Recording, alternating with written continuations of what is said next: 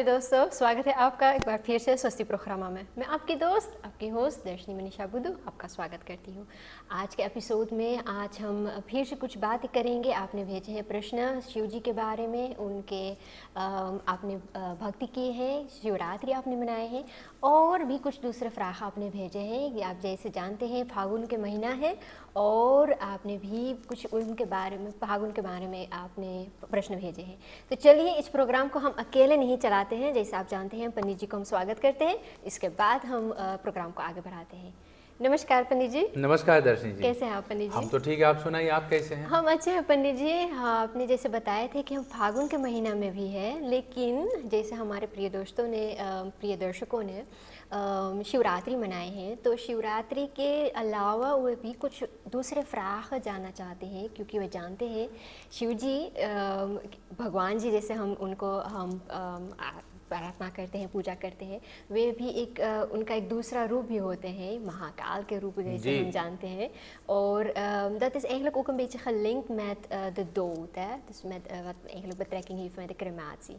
En er zijn er toch wel een paar vragen daarover gekomen. Dus हमारे प्रिय दर्शकों, हम शायद हम इन्फ्लुएंस हम कर देली है, थोड़ा से हम विवाह के बारे में बात करें तो फिर मूरन के बारे में, तो फिर थोड़ा हाँ, मृत्यु के बारे में भी हो जाते हैं। हरे राम। तो आज के बारे लेकिन आपके आगे बढ़ने से पहले मैं आपसे एक प्रश्न पूछना चाहता हूँ। आज मैं आपसे एक प्रश्न करता हूँ। अच्छा, ठीक है? आज थोड़ी देर के लिए मैं आपकी जो है सीट पे बैठ जाता हूँ। आपके चेहरे पे ये चमक कैसी है? पता नहीं पंडित जी। आप थोड़ी चमक रही हैं आज। चमक रही हूँ? हाँ। अच्छा, जैसे शायद कपड़े का कुछ इफेक्ट होगा पंडित जी। आप कहीं होली तो खेल कर नहीं है आपके? नहीं, अभी नहीं। अग्रिम होली तो नहीं है? नहीं। अच्छा, नहीं, अभी नहीं पंडित जी। आपने जैसे आपको बताना हैगा, क्योंकि ऐसा प्रश्न भी आए हैं कि होली कैसे हमें खेलना है। अच्छा। लेकिन हम आगे पहले ये प्रश्न हम पूछ लें, क्योंकि हम हमारे प्रिय दर्शकों को हम नाराज नहीं करना चाहते हैं। चलो अब तो ऐसे है पंडित जी, प्रिय दोस्तों, हमारे दर्शकों जानना चाहते हैं कि अगर हम किसी का निधन हो गया है और हम कुछ रिचुअल हम करते हैं, श्राद्ध करते हैं और हम माला चढ़ाते हैं, लेकिन माला हम तोड़ के क्यों चढ़ाते हैं? माला को तोड़ करके चढ़ाने से जो है एक प्रकार से ये बंधन जो होता है मनुष्य का एक दूसरे के प्रति, जो मृतक हैं, जो मृत्यु को प्राप्त हो चुके हैं, उनकी जो है संसार से बंधन टूट जाता है। तो माला को जो है जोड़े हुए हम चढ़ाएंगे तो उसका मतलब है हम अभी उसको बांध रहे हैं। अच्छा। इसलिए मृतक को जो है माला पहनाने के लिए, क्योंकि वो लेटे हुए हैं, तो हम माला उसके ऊपर रखते हैं, वो भी धागा तोड़ करके। तोड़ करके रखने का मतलब ये है कि उसका संसार से समस्त बंधन टूट गया है, समस्त नाते टूट गया है। अब उसका जो है केवल नाम मात्र से जाना जाएगा। कुछ लोग माता पिता भाई जो भी है मृतक रहा, उसको उस रूप से, उस नाम से जानते हैं। लेकिन यहाँ पर धर्मशास्त्र कहता है कि जो चले गए हैं, जो मर गए हैं, उसको हम नाम से ही उसका श्राद्ध करते हैं। तो जैसे बोलते हैं अमुक गोत्र, अमुक प्रेत, तो वहाँ पे प्रेत का नाम बोला जाता है। तो प्रेत के लिए हम लोग क्या करते हैं, तो अमुक क्रिया इत्यादि हम लोग ऐसे वहाँ पर उच्चारण करके, बोल करके उसका काम करते हैं। तो यहाँ पर उसका नाम बदल गया है, क्योंकि उसका नाम प्रेत हो गया है और प्रेत का जो है इंसान से कोई रिश्ता नहीं रहता है, इसलिए उसका जो है माला जो है हम तोड़ देते हैं। और ये शरीर जो है आत्मा से अलग हो गया है। तो आत्मा और शरीर, क्योंकि ये दोनों अलग अलग हो गया है, शरीर अब शव हो गया है। शव माने इसके अंदर से शक्ति निकल गया है। तो ये शिव स्वरूप, जैसे अभी आपने बताया कि महाकाल के बारे में, तो ये शिव स्वरूप हो गया है, महाकाल के रूप में हो गया है। ये मृत्यु को प्राप्त हो चुके हैं और जो आत्मा इसके अंदर से निकले हैं वो शक्ति रहा, तो वो शक्ति पार्वती के रूप से, यानी कि शरीर के रूप से अब शिव में मिल जाता है, यानी कि शिव ऊपर हो जाता है और शव नीचे रह जाता है।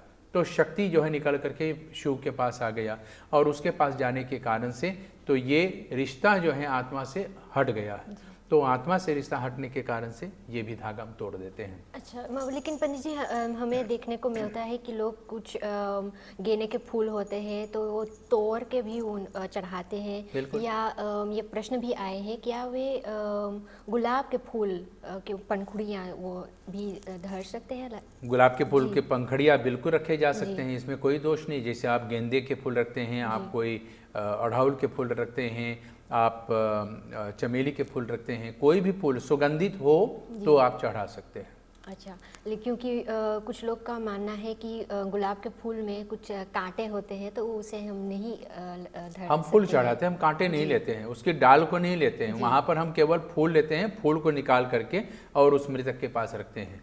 तो कांटा नहीं चढ़ाए जाते हैं, तो कांटे से हमें कोई लेना देना है। अच्छा पन्नी जी, en dan is er dus ook de vraag, देखने को मिलता है कि यही करना चाहिए, ये प्रश्न आया है, या हम भी इसके अलावा भी कुछ हम कर सकते हैं. Dat is dus purshoen ko, ja, de mannelijke personen in de familie waar de overledene is, die moeten hun hoofd dan scheren. तो बार बार जहाँ पे बाard होते हैं, मुरी के बार, सर के बार, उनको छिलना पड़ता है. Moeten ze per se dat scheren, of kan het ook zonder te scheren de rituelen gedaan worden? धर्मशास्त्र में इसका उल्लेख मिलता है, विशेष करके गरुड़ पुराण के 10वें अध्याय में, 10वां अध्याय के जो है जाकर के चौथे ही श्लोक में इसका जो है प्रमाण मिलता है। मुंडेति कृतः श्राद्धम चम पुत्राः, मृतक के लिए सबसे पहला कर्म है, इससे पहले कि हम श्राद्ध पे बैठे अपना मुंडन कराए। तो मुंडन कराने का मतलब होता है कि अपने चेहरे पर, अपने सिर के अंगों में जितने भी बाल हैं, सिवाय ये भौरे छोड़ करके, सिवाय इन भौरों को छोड़ करके बाकी के जितने भी केश हैं सबको निकालना है। यानी कि सिर के बाल, मुच्छे को, दाढ़ी को, ये सब निकालना है, और इसको निकाल करके तभी हम श्राद्ध कर सकते हैं। तो जहाँ पर ये पूछा जाता है कि हमको करना चाहिए, तो धर्मशास्त्र यहाँ पर ये भी कहते हैं यावत श्राद्धे कृतक कर्मणात्, तो जो श्राद्ध करता है उसको तो जरूर उतारना चाहिए। अच्छा, सभी को नहीं, अगर 5 भाई हो तो सभी 5 भाइयों को नहीं। अगर मृतक के जो हैं अगर मृतक का जो है उसका 5 पुत्र हैं या बेटियां हैं, बेटा बेटी हैं, उनमें से जो भी श्राद्ध पे बैठेगा तो उसको तो उतारना है। लेकिन मृतक का जो है, मान लिया जाए और भी पुत्र हैं, तो दाह संस्कार के दिन उन पुत्रों को भी अपने सिर के बाल उतारना चाहिए। अच्छा, और क्लेन केंद्र हो तो पंडित जी, उनका जो है 10वां दिन पे, अगर हो सके तो उनका 10वां दिन पे, लेकिन जो श्राद्ध पे बैठता है और जो उनके तुरंत होने, उनके जो तुरंत संतान हैं, उनको बाल उतारना चाहिए। En Panitji, is het dus ook zo dat ik bij ook bij crematie of elk ander moment, sinds Shivratri ook al voorbij is, आपने पहले एपिसोड में भी बोले थे कि ओम नमः शिवाय हमें नहीं बोलना चाहिए। अगर गुरुजी ने बताया है कि वो आपके गुरु मंत्र हैं तो वो बोल सकते हैं, anders dan even niet. Maar mag ik dan bij zo'n moment van de crematie ook ओम नमः शिवाय dan wel zeggen? कहाँ, दाह संस्कार में? जी, दाह संस्कार में तो बिल्कुल नहीं। ये ओम नमः शिवाय जो है ये वेद का मंत्र है। वेद का मंत्र अगर किसी को दिया जाता है तो वो कान में बोला जाता है, वो गुरु मंत्र होता है। तो गुरु मंत्र जो है, जो बोला जाता है उसको जोर से नहीं बोलना चाहिए, उसको हमेशा धीरे से मन ही मन में बोलना चाहिए। तो अब यहाँ पर अब सूतक के समय, मृत्यु के समय, मृत्यु के स्थल पे यहाँ पर ये ओम नमः शिवाय नहीं बोला जा सकेगा। शिवाय नमः ओम बोला जा सकता है, लेकिन ओम नमः शिवाय नहीं। तो अगर ऐसी स्थान पे जो है इन मंत्रों का जप करना है, इन मंत्रों का उच्चारण करना है, तो शिवाय नमः ओम या तो शिवोहम शिवोहम शिवोहम, इस प्रकार से इस मंत्र का उच्चारण किया जा सकता है। लेकिन ओम नमः शिवाय अगर आपको गुरु मंत्र के रूप में प्राप्त हुआ है तो वो सावधान होकर के धीरे से अपने मन ही मन में बोलना है, और अब गुरु मंत्र को कभी जोर से नहीं बोला जाता है। दूसरा है ओम नमः शिवाय वही बोल सकते हैं जिसको गुरु मंत्र मिला है। हो सकता है आपको कोई और मंत्र मिला है गुरु मंत्र में, लेकिन आप तभी ओम नमः शिवाय बोल सकते हैं अगर आपको गुरु मंत्र कोई भी गुरु मंत्र मिला हो तो। अच्छा पन्नी जी, en dan is het dus ook ja, निधन के साथ भी होते हैं कि निधन पुरुष का होता है या महिला की होती है। तो अगर एक पुरुष का निधन हो गया है और वो महिला शादीशुदा थी तो वे विधवा हो गई ना, तो क्या उसे ये अलाउ होता है कि वो कथाजंदी कर सकती है या तुलादान कर सकती है? कथा झंडी के लिए जो है, देखो हम लोग कहते हैं उसको कथा झंडी, लेकिन उसका असली नाम है यज्ञ। हम लोग जो भी पूजा करते हैं, पुरोहित को बुला करके, पंडित जी को बुला करके जो भी पूजा करते हैं वो यज्ञ में गणित है, तो उसका गिनती जो है यज्ञ में है। और यज्ञ के लिए नियम है कि स्त्री और पुरुष गठबंधन होकर के पूजा पे बैठे। अगर वो देवी विधवा होने के बावजूद भी अपने घर पे पूजा करना चाहती हैं तो हाँ वो पूजा कर सकती हैं, लेकिन पूजा के रूप में उसे उस स्थान पे एक जोड़ा पारी को भी बिठाना चाहिए, क्योंकि यज्ञ के बाद जो श्रीफल दिया जाता है तो वहाँ पर उस जोड़े पारी की जो है हाथ में जाएगी, जिससे ये लक्ष्मी का जो है वर्धन, लक्ष्मी का वृद्धि जो है उसके परिवार में बना रहे। तो वहाँ पर एक जोड़ा पारी होना चाहिए। या तो फिर उस देवी का जो है मन में विचार आया कि मैं अपने घर में कोई देवी देवता का पूजन करूं, तो अपने पुरोहित को बुला करके साधारण मंत्रों से, जिसको हम लोग सावर मंत्र भी बोलते हैं, तो साधारण मंत्रों से उस देवी के लिए भगवान से पूजा कर सकते हैं, प्रार्थना कर सकते हैं। लेकिन ये यहाँ पर हवन नहीं कर पाएगी, क्योंकि हवन करने के लिए वहाँ पर पुरुष और स्त्री को होना आवश्यक होता है। हवन में ये लोगों को जानना चाहिए कि अग्नि कुंड जो होता है ये यौन और योनि से बनता है। तो यौन पुरुष होता है, योनि स्त्री होता है। तो पुरुष और स्त्री का जो है समागम से इसको बनाया जाता है, और वही दोनों इसमें कर्म को करता है। तो जो पत्नी जो विधवा है वो यहाँ पर पूजा पाठ कर लेगी, वहाँ पर हवन वो नहीं कर पाएगी। और ऐसा भी नहीं है कि आपको हर पूजा में हवन करना ही चाहिए। हवन करने का मतलब है कि यहाँ पर हम देवताओं को आमंत्रित करके और भोजन को जो है प्रत्यक्ष रूप में खिला रहा हूँ। या तो हम भगवान के सामने पूजा करके थाली सामने रख दे, प्रसाद रख दे, और भगवान के कहे प्रभु त्वदेव वस्तु गोविंदम तम्बेव समर्पये ग्रहण समको भूत्वा प्रसीदमं परमेश्वर, आपको ये प्रसाद मैं दे रहा हूँ, आप इस प्रसाद को ग्रहण कीजिए और इसे प्रसाद के रूप में हमें भी आशीर्वाद के रूप में प्रदान कीजिए कि अपने परिजनों के साथ मैं इसको बांट करके और तृप्त हो जाऊं, सुख को प्राप्त करूं, शांति को प्राप्त करूं। तो ये प्रसाद भी हो सकता है, लेकिन उसकी आवश्यकता नहीं कि उसको वो वहाँ पर हवन भी करे। यज्ञ की पूर्ति हवन से जरूर है, क्योंकि जिस यज्ञ में हवन नहीं है उस यज्ञ की पूर्ति नहीं है, इसलिए वहाँ पर पूर्णाहुति भी किया जाता है। लेकिन उस पूर्णाहुति के लिए वहाँ पर एक जोड़ा पारी को होना आवश्यक है। अगर आपके पास नहीं है तो आप केवल पूजा तक ही सीमित रखें, हवन को जो है वहाँ पर ना कराए। तो वहाँ पे हवन के लिए पंडित संकल्प नहीं करता है, वहाँ पर केवल पूजा के लिए संकल्प करता है। जब हवन की बारी आता है तो हवन के लिए अलग से जो है संकल्प होता है, और उस संकल्प के माध्यम से वह देवी अपने पुरुष के साथ वहाँ पर हवन कर सकते हैं। तो पंडित जी, अगर हम बात करेंगे तुला दान के बारे में, तो वहाँ पे भी ये आपने जैसे इतलाह किए हैं, तो हम तो पास कर सके हैं वहाँ पे। तुला दान का अर्थ होता है कि अपने ही शरीर के वजन के हिसाब से, अपने शरीर के भारीपन के हिसाब से, जितना अगर आपका 50 केजी है तो 50 केजी के सामान आपको दान करना चाहिए। तो ये अपने ऊपर होता है। अपने स्वयं के लिए वो तुला दान कर सकती हैं। मान लिया जाए वो गर्भवती हैं और गर्भवती की अवस्था में उसके पति का निधन होता है और उसके बाद उसके पुत्र का जन्म होता है। पुत्र की कोई ऐसा विशेष परिस्थिति पड़ जाता है कि पुत्र के लिए तुला दान करना पड़ता है। छठा दिन जो है छठी होता है, 7वां दिन तुला दान होता है बच्चे के लिए। ये बच्चे की शुभ कामना के लिए हम लोग करते हैं, लेकिन आजकल तुला दान बहुत कम होता है। तो अगर वो देवी अपने बच्चे के लिए वहाँ पर तुला दान करना चाहते हैं तो कहते हैं वहाँ पर किसी और को सामने रखे, किसी जोड़ा पारी को, जो उस बच्चे को जो है अपने गोद में लेकर के उसके लिए, भले वो धन दौलत माता की ओर से आए, भले उसके ही परिवार से आवे, लेकिन वहाँ पर कोई और उसके अपने उस बच्चे को अपने गोद में लेकर के उस बच्चे के भारीपन के हिसाब से उतने ही तत्व, उतनी ही पदार्थ, उतनी भोजन, अन्न आदि वहाँ पर दान करे। तो ये 7वां दिन का प्रक्रिया है।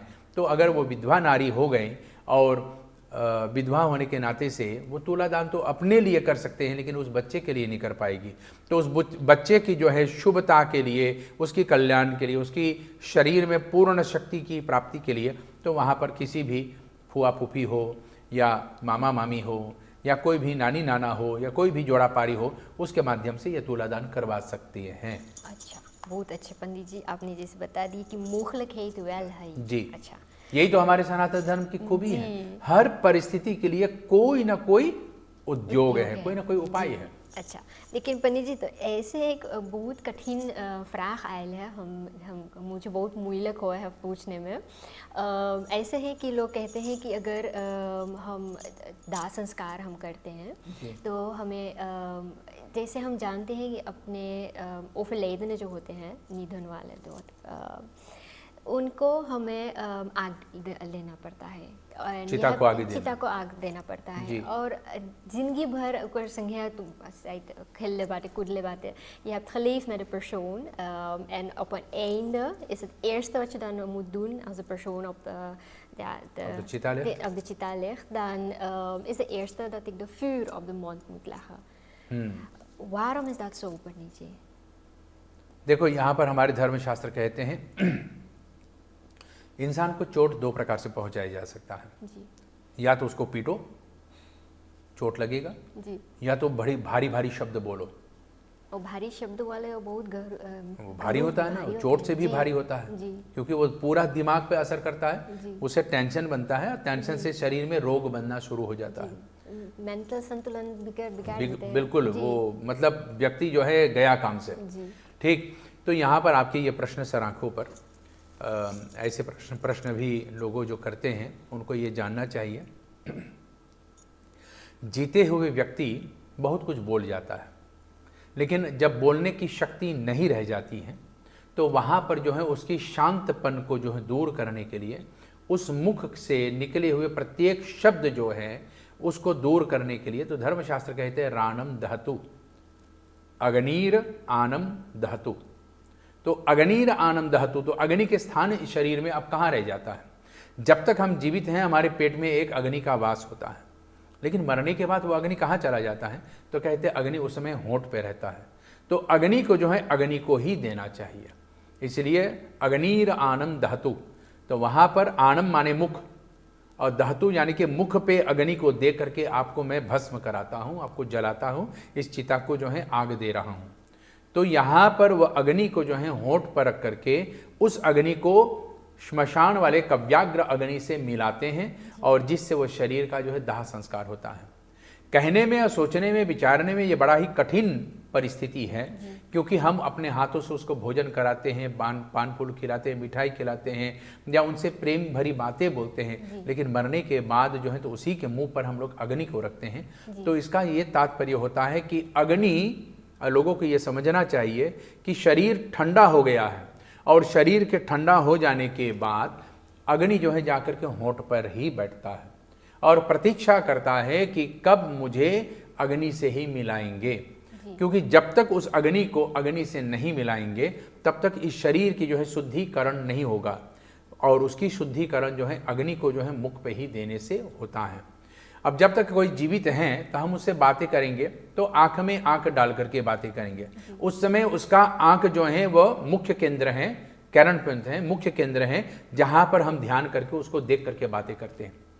लेकिन जब व्यक्ति की आंख ही बंद हो गई तो कहाँ देखेंगे? तो उस समय केवल होंठ को देख करके बातें किया जाता है। इसलिए कभी कभी लोग एक दूसरे से जब बात करते हैं तो कभी आंख, कभी ओंठ, कभी आंख, कभी ओंठ, ऐसे दृष्टि जाता है, क्योंकि मुख से अग्नि निकलता है, आंख से किरण निकलता है। किरण माने तेज। तो आंख से जो तेज निकलता है वो व्यक्ति को जो है ग्रहण करता है, व्यक्ति के ऊपर अपना असर डालता है, और मुख से जो वाणी निकलता है तो हमारे कान में आकर के हमको अच्छा या बुरा लगे, अच्छा लगे तो अग्नि शांत है, बुरा लगे तो अग्नि तेज है। तो वही अग्नि जो है अब शांत होने के कारण से होंठ पे बैठते हैं और होंठ पे बैठने के कारण से राणम दहतु इस मंत्र से उस चिता को जो है पहली आग उसके होंठ पे देते हैं। अग्निर आनंद दहतु कि है अग्नि, इसके मुख पे जो आप वास कर रहे हैं आपको व्याघ्र रूप अग्नि हो करके शरीर को दग्ध कीजिए। बहुत अच्छा पंडित जी, आपने बता दिए, थोड़ा onduidelijkheid रहा तो mooiste uitleg आपने कर दी है। Maar dan nog zit ik पंडित जी met de vraag ook erbij. Er worden dan ook zoveel mantras dan gezegd tijdens al de rituelen.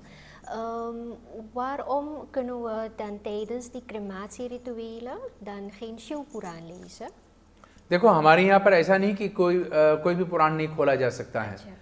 हर चीज के लिए, हर यज्ञ के लिए अलग अलग शैली होता है। जहाँ पर शिव जी के बारे में हम लोग बखान करेंगे तो वहाँ पर शिव पुराण होगा, जहाँ पर भगवती के बारे में हम लोग वर्णन करेंगे तो वहाँ पर भगवती के देवी भागवत महापुराण होगा, जहाँ पर कृष्ण के बारे में हम लोग बोलेंगे तो वहाँ तो श्रीमद् भागवत महापुराण होगा, जहाँ पर राम जी की बात करेंगे तो वहाँ तो रामायण होगा। लेकिन यहाँ पर हम प्रेत के बारे में बात करेंगे तो प्रेत खंड को जो है गरुड़ पुराण में बताए गए तो वहाँ पर गरुड़ पुराण बोला जाता है। अच्छा, omdat de verwarring is waarschijnlijk erin dat Shivji ook een vorm heeft van Mahakal En Mahakala is dus ook verbonden aan de dood.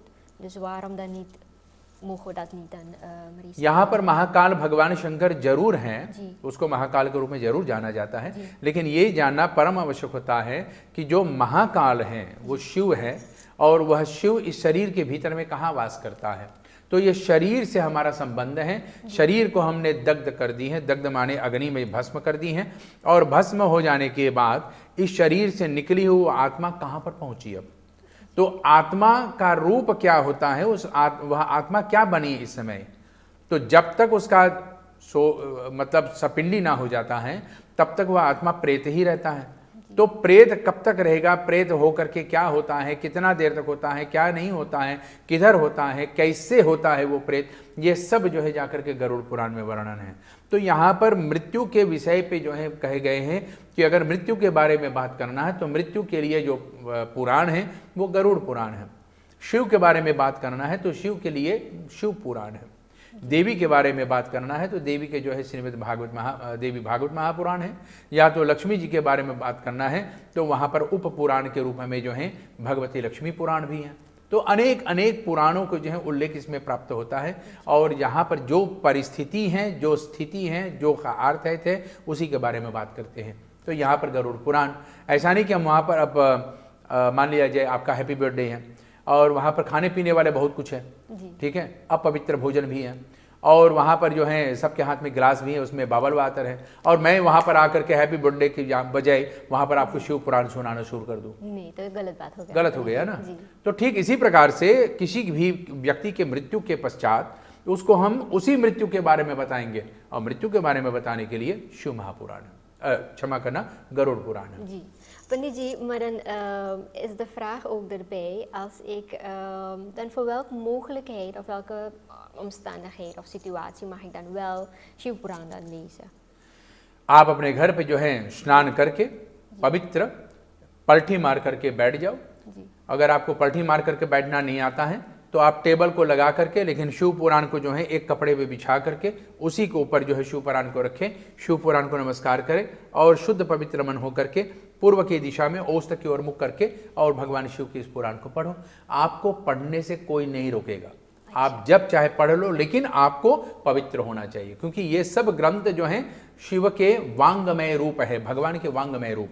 और वांगमय रूप का मतलब कहते हैं कि भगवान के मुख से निकला हुआ एक एक शब्द है, एक एक शब्द भगवान के मुख से निकला हुआ है, और वही उस पुराण के रूप में हमारे आपके सामने है। तो ये शिव पुराण जो होता है, चाहे यहाँ पर शिव पुराण के ही बारे में बोलते हैं, लेकिन 18 पुराणों में से शिव पुराण ही ले लो, 18 ही पुराण उन देवी देवताओं का ही रूप है। तो ये सामने हमारे जो शिव पुराण है ये साक्षात शिव है, इसलिए शुद्ध होकर के, पवित्र होकर के और अच्छे ढंग से वहाँ पर बैठ करके और जो है शिव पुराण पढ़ना चाहिए। ऐसा नहीं कि हम खाते कुछ और है, पीते कुछ और है और पढ़ते हैं शिव पुराण, नहीं, तो वहाँ पर शिव जी का अपमान होता है, इससे पाप लगता है, और इस पाप से कभी किसी का उत्तीर्ण नहीं होता है, कोई उद्धार नहीं होता। पंडित जी, तो एक बहुत डेंग फ्राग भी आयल है हमारे, डेंजर वाला? जी, डेंजर है और डेंग फ्राग भी है। अच्छा। और फ्राग ऐसे है कि अच्छा कौन पुराण में कहीं लिखल है या पंडित को ये अनुमति है, आपके एक मिनिमम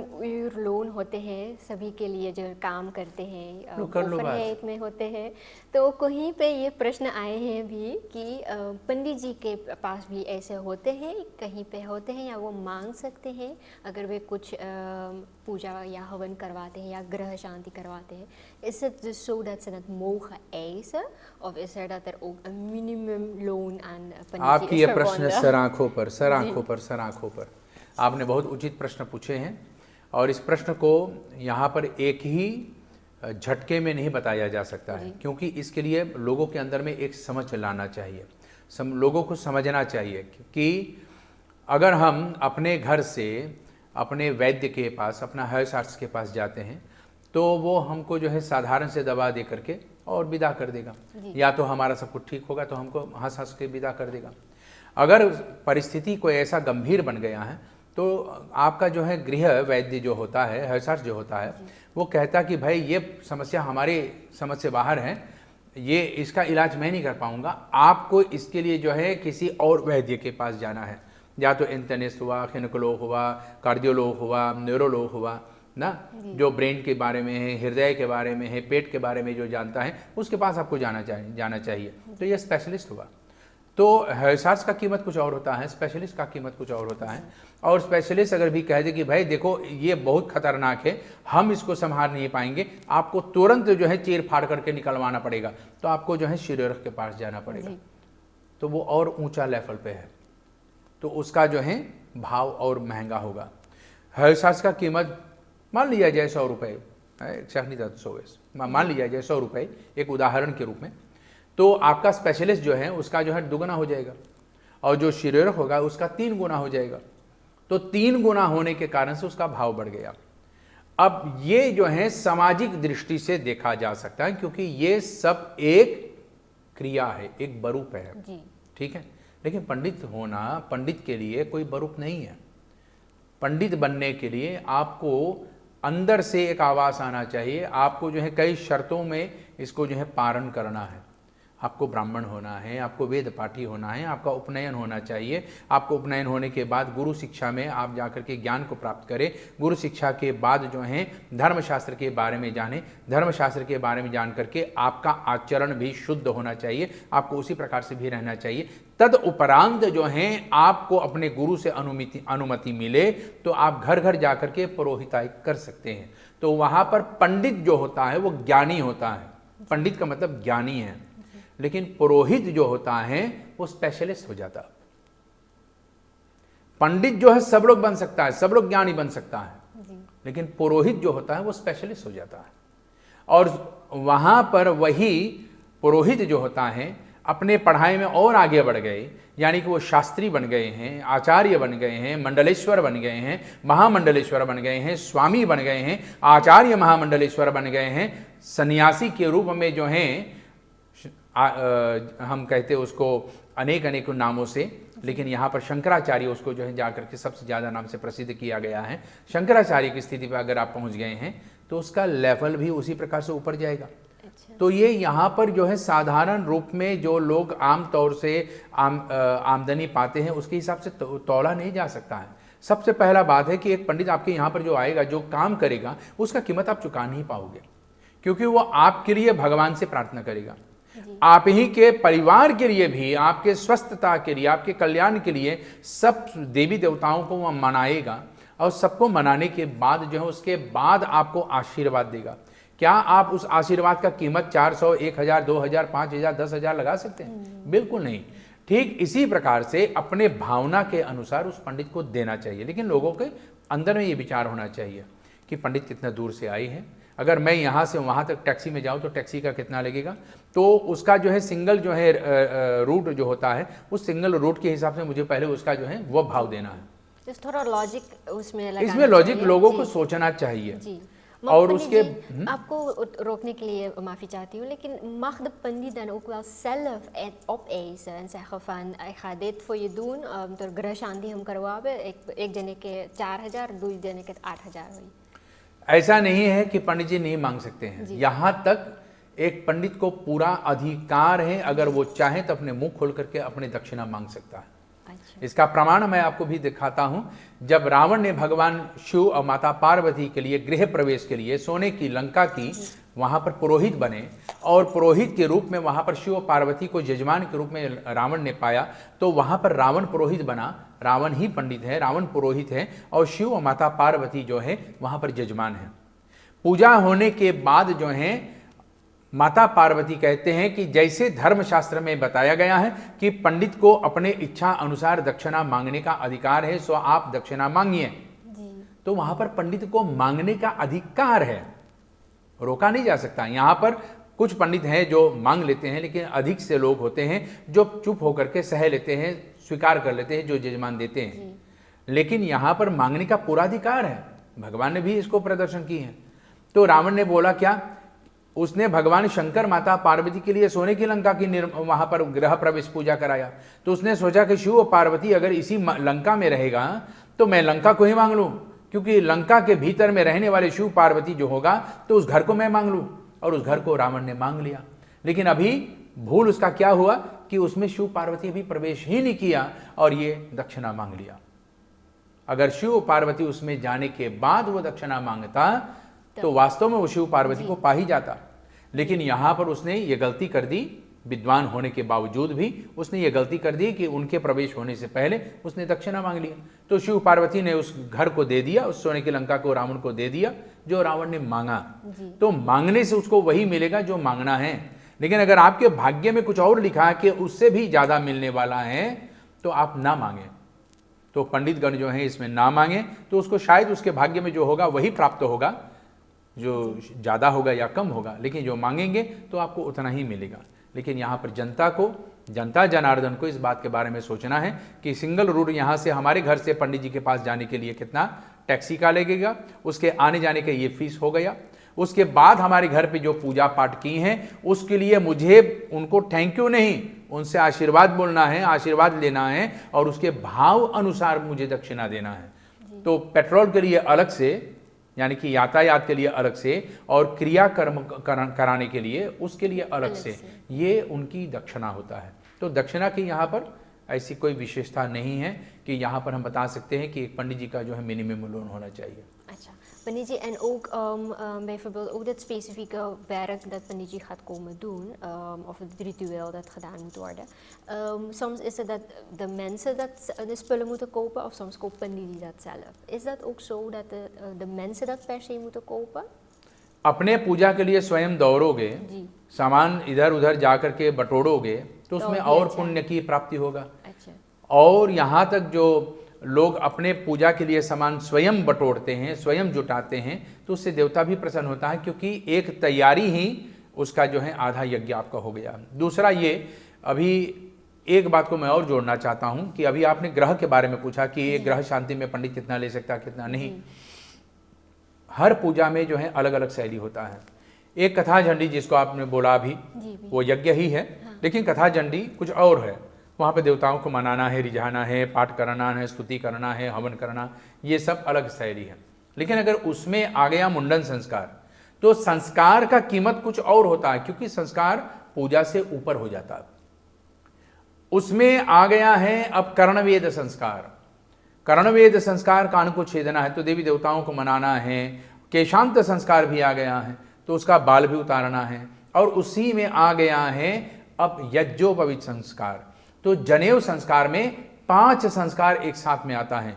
देवर्चन, पहले देवताओं को पूजन, दूसरा जो है उसका जो है कर्णवेद छेदन, कर्ण के छेदन, केशांत संस्कार आ गया, फिर जनेऊ को धारण कराना, फिर मंडप आदि आरोपण करा करके उसका कार्य को संपन्न कराना। ये 5 कर्म उसमें आ गए, 5 संस्कार इसमें आ गए हैं। और 5 संस्कार के लिए मैं एक संस्कार का ही बराबर दक्षिणा दूं तो ये तो अन्याय हो जाएगा पंडित जी के लिए।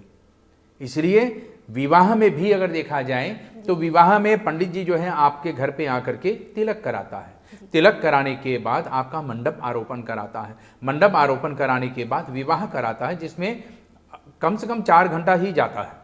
विवाह संस्कार कराने के बाद 2 दिन बाद फिर आपके पास आएगा, वहां पर समावर्तन कराएगा, इसमें कम से कम 3 घंटा गया।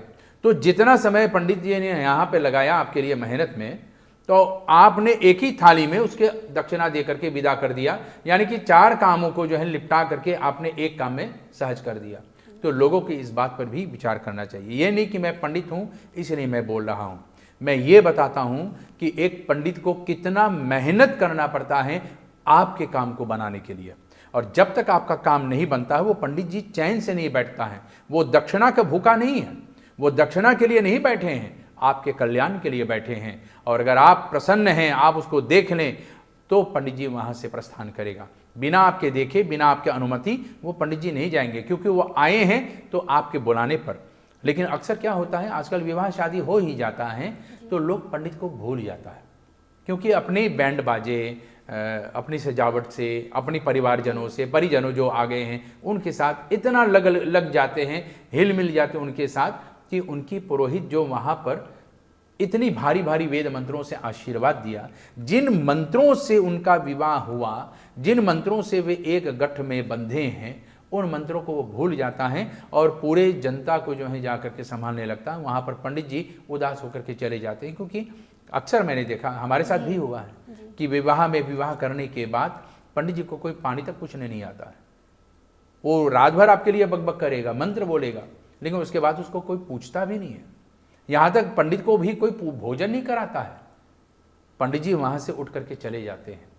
3 दिन बाद या कभी शायद सप्ताह बाद कुछ लोग हैं जो आज तक फ़ोन नहीं किए हैं, ऐसे भी लोग हैं और उन लोगों को मैं भी जानता हूँ क्योंकि हमारे साथ हुआ है। कभी फ़ोन भी नहीं किए कि पंडित जी आपको दक्षिणा देना है, आपने हमारे कार्य किया है।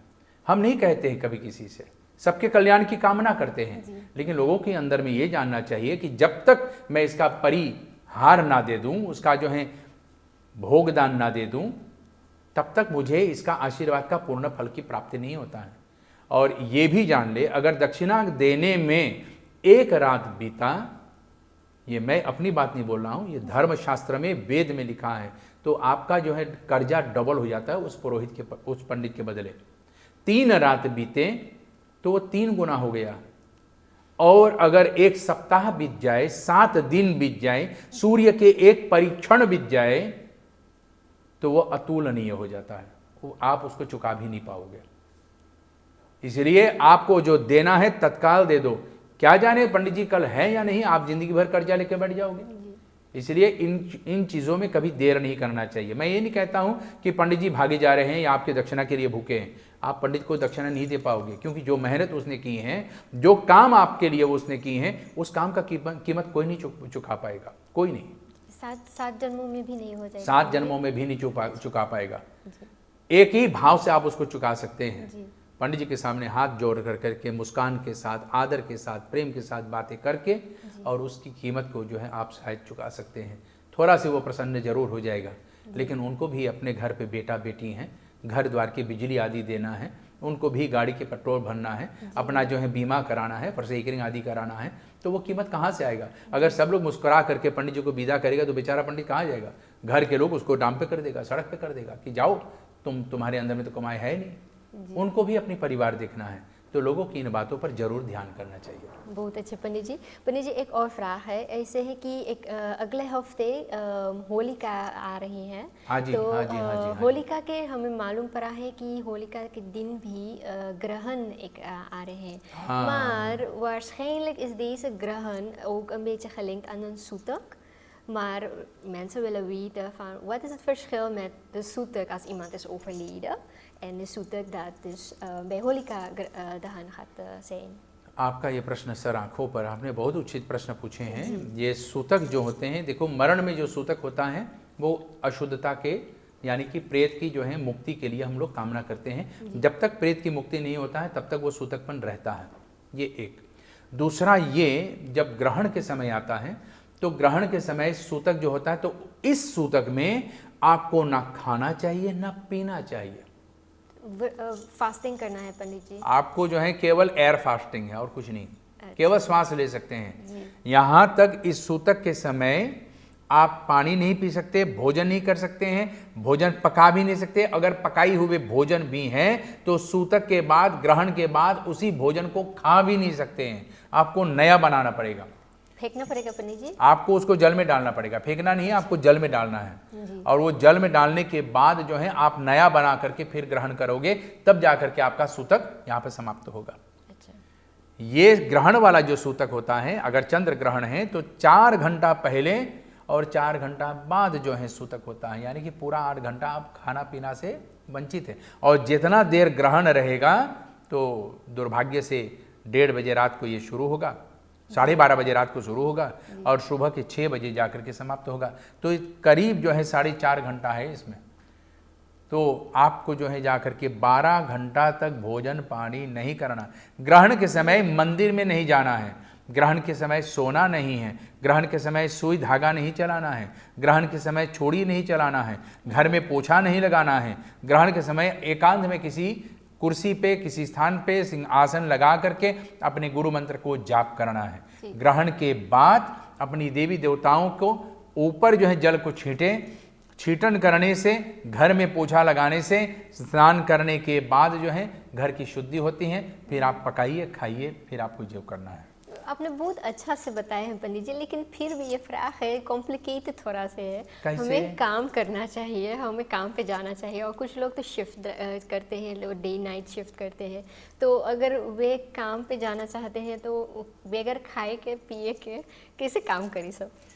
यहाँ पर तो लोग जो हैं, जहाँ तक मैं अनुमान के साथ बता सकता हूँ कि कुछ लोग हैं कि रात भर जाग सकते हैं और बैंड बाजे के साथ वो अगर जागे तो उनको कोई दिक्कत नहीं, तो रात को आप भजन चलाइए।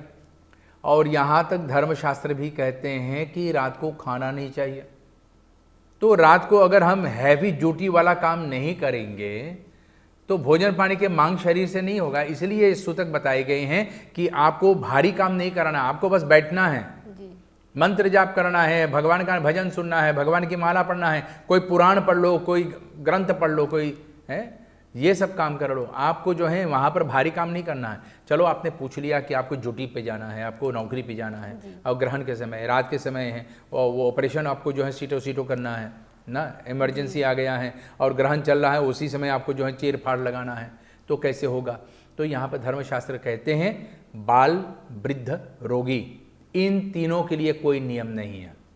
यानी कि बच्चे जो अभी दूध पीते हैं, यानी कि 4 वर्ष से नीचे वाले बच्चे, इनके लिए ये सूतक आदि लागू नहीं है।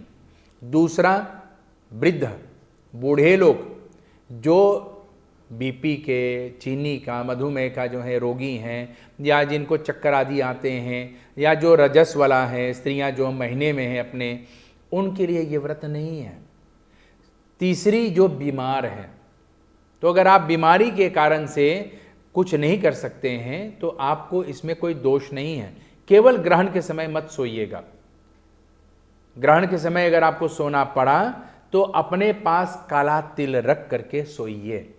हर चीज का उपाय बताया गया है। अगर आपको नौकरी पे भी जाना पड़ा और नौकरी पे आपको चलो मशीन चलाना है, आप फैक्ट्री में काम कर रहे हैं, आपको मशीन चलाना है और ग्रहण लग रहा है, तो आप कैसे करेंगे।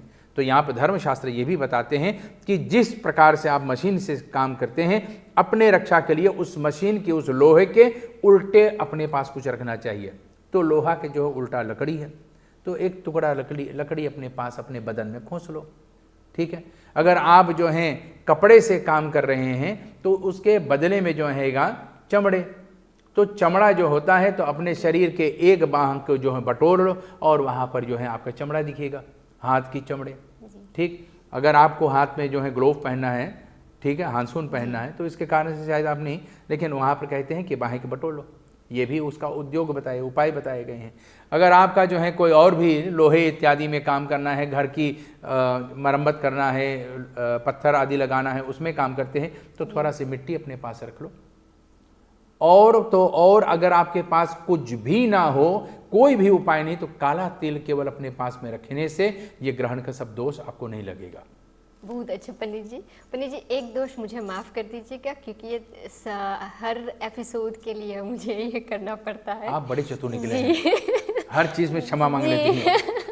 ऐसे है कि समय हो गया है आज के एपिसोड के लिए। आपको हम बहुत बहुत धन्यवाद देते हैं। आपने हमें बहुत अच्छी तरह से आज क्रमास के rituelen के uitleg आपने बताए हैं, दिए हैं, और फिर थोड़ा से आपने जो vragen बताए हैं और जो antwoorden बताए हैं minimumloon के लिए, en nog natuurlijk over de Holika Grahan, dat volgende week 13 maart gaat zijn. Dus dank u wel daarvoor, Panditji. We zien u de volgende keer. नमस्कार, शिवरात्रि।